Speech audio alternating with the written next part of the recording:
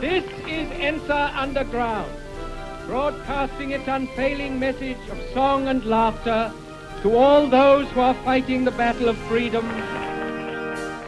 Cockroaches, failing lights, no windows, roofs missing.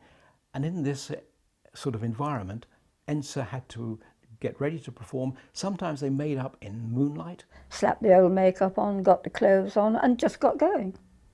Laughter, a good joke, a good beer with a friend, and a kiss from a pretty woman or a nice girl.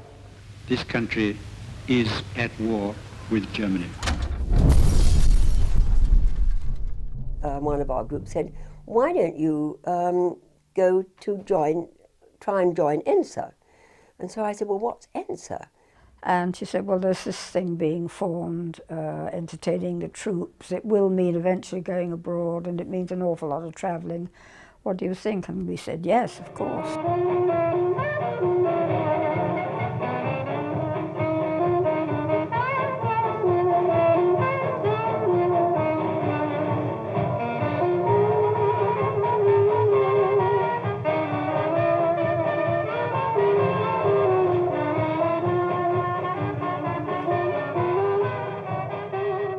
You were losing pals all the time, but if you lost a particular pal, it was right kick in the teeth, because he was a chap you used to have jar with in the evening and go to the theatre with. And Came on smoking a huge cigar.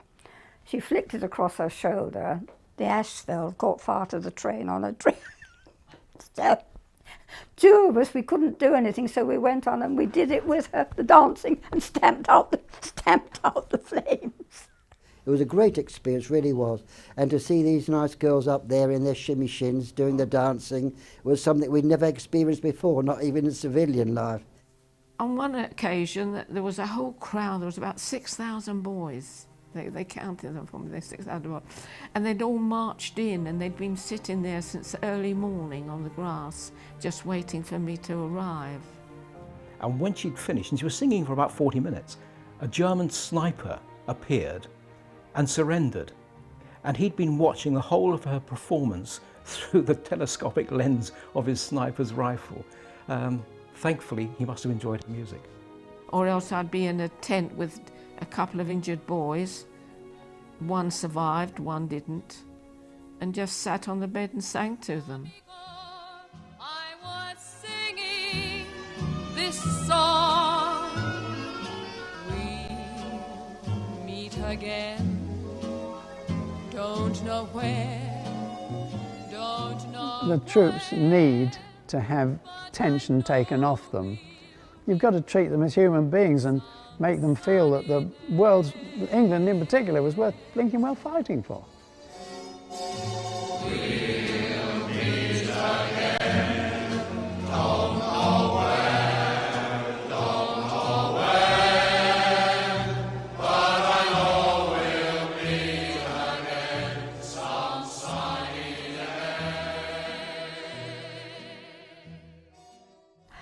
I must have travelled thousands and thousands and thousands of miles. Thousands. We were in the back truck and the senior was in the front, and unfortunately Claire and Abby were in the front one, and they hit a load of landmines, and that was it. We were 2 dancers short. They were dead. So there were 2 of us, so that was all right. So the 2 of us danced. They'd got up in drag and they were on stage singing "Nobody Loves a Fairy When She's 40" when a German fighter came and strafed the whole of the stage, missing everybody, thank goodness. As the ladies fell off the stage, it brought the biggest cheer of the night as far as the audience was concerned.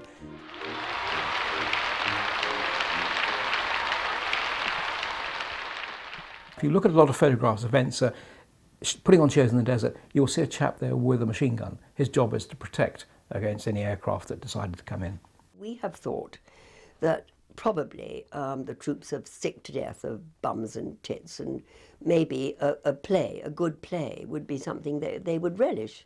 they'd all clamour to go to the show, you know, because they used to see a bit of leg, as we used to say, you know. Sorry about it, but that's what it was, you know. You saw a bit of leg. Simply, and all we shouted was, more girls, get them off.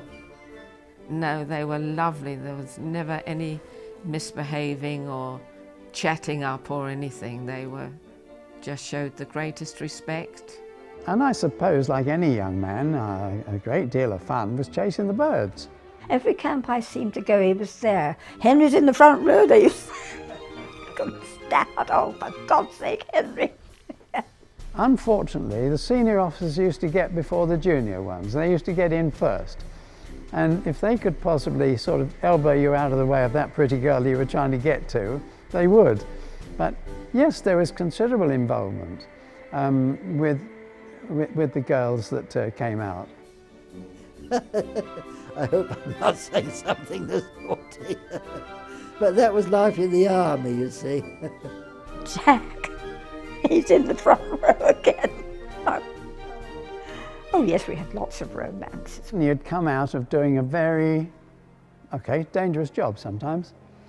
And this was all taken away from you by someone making you laugh. Nah.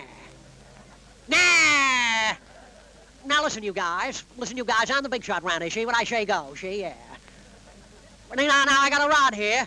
It'll be curtains for you guys. You know why? Because this is a curtain rod.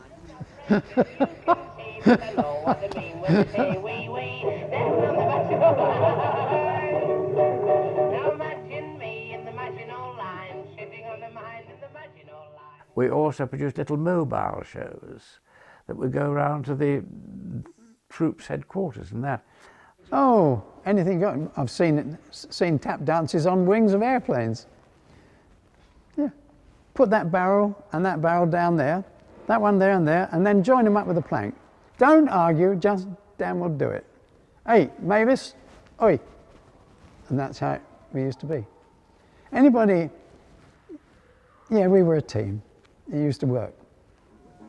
What we lack in numbers, we make up in vitality. So now you know our little show from the three of us. Hello, easy cat. And those men had been fighting maybe half an hour before they'd come to their seats to sit and watch the show. And then the applause at the end was just so heartwarming. It was just marvellous. But I think I just realised then that, you know, I was in something really great. One chap said to me, he said, well, you've been here, England doesn't seem so far away. The war ended and there was a feeling in the War Office that things had to change. And so ENSA was running into some sort of flack with the military, and a new organisation called CSE, Combined Services Entertainment Unit, was formed by a man called Richard Stone, who became a very famous agent, and his very famous sidekick was one Ian Carmichael. Now, we formed it, Richard Stone and myself. He was the leading man, as it were, a contemporary of mine. Now, he was the one with the brains that got it all together and got the 30-corps theatrical pool together and auditioned all these soldiers, to find musicians to get in this pool. And then when he got them all there, I was there on the first day when we all met, and he formed, I think it was 5 shows there, and we're all sitting down. Underneath the lamplight round the barrack square, dum-de-dum-de-dum, dum-de-dum-de-dum-de-dum.